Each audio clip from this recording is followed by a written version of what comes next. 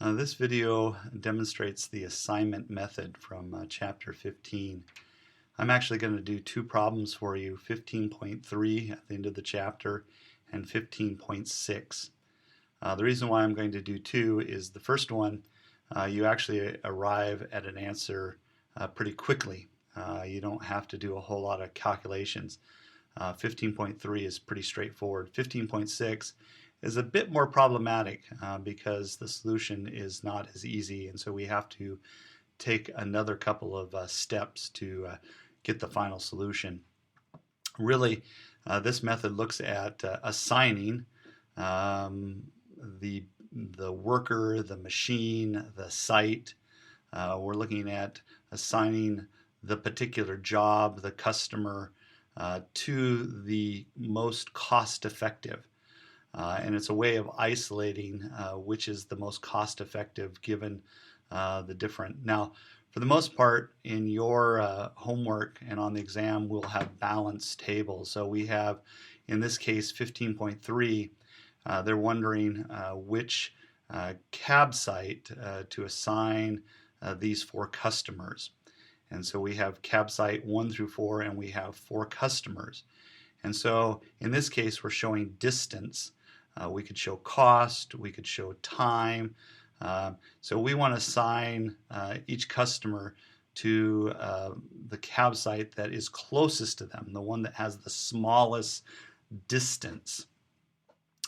And we could probably take a pretty good stab at it, but it's often easier to use the assignment method, which has us to look at it both horizontally and vertically.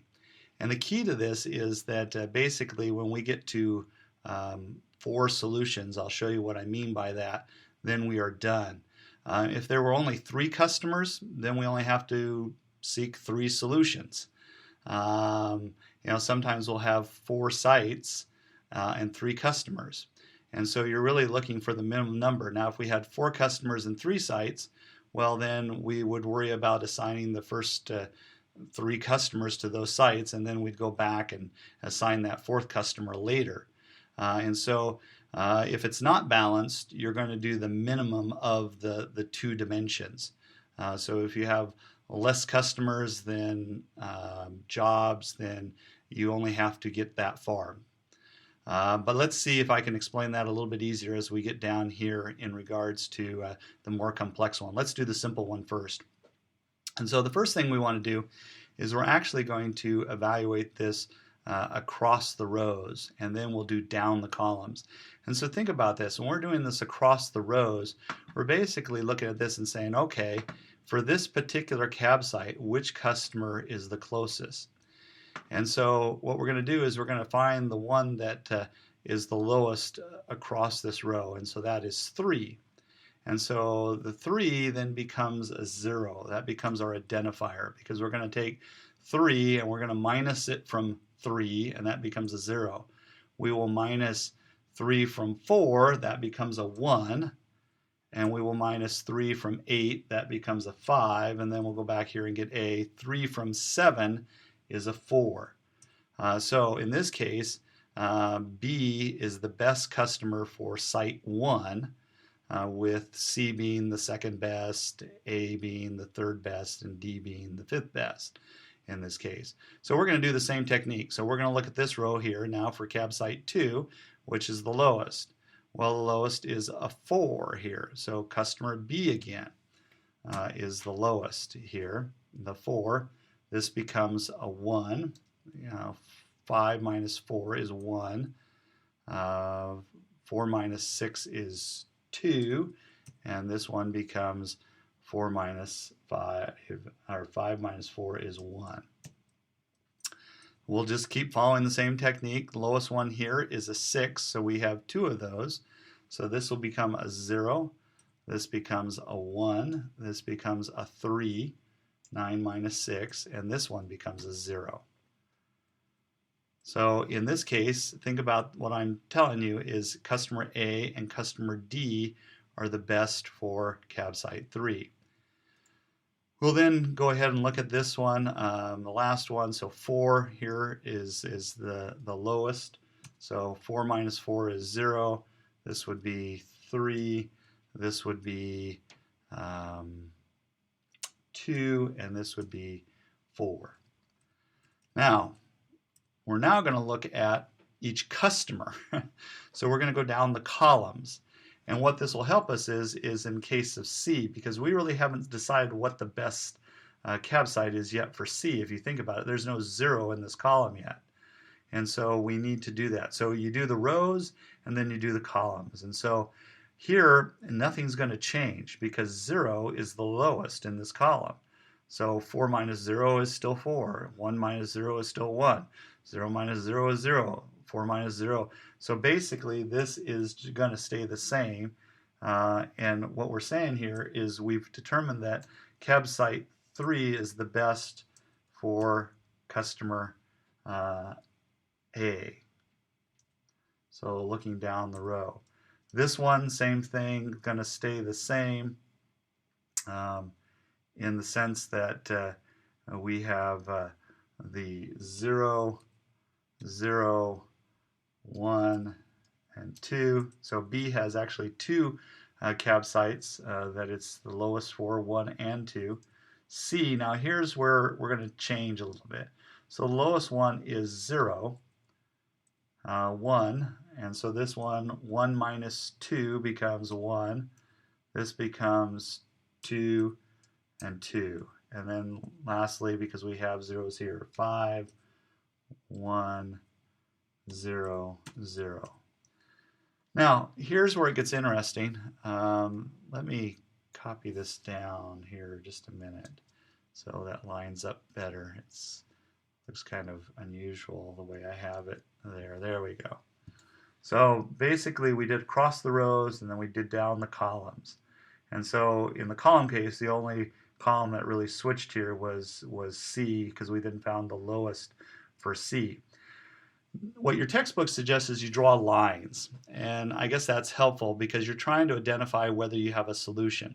So you're trying to cover all the zeros with lines and the minimum number of lines. And so think about it this way. If I were to try and cover all the zeros, I could draw a line here, a line here, a line here, and a line here. And I have 4 lines. I can't draw less than 4 lines. Even if I were to do here, it'd be 1 line, 2 lines, 3 lines, 4 lines. I can't draw less than 4 lines, which means that I then have a solution because, in a balance table, I need to get to 4 solutions.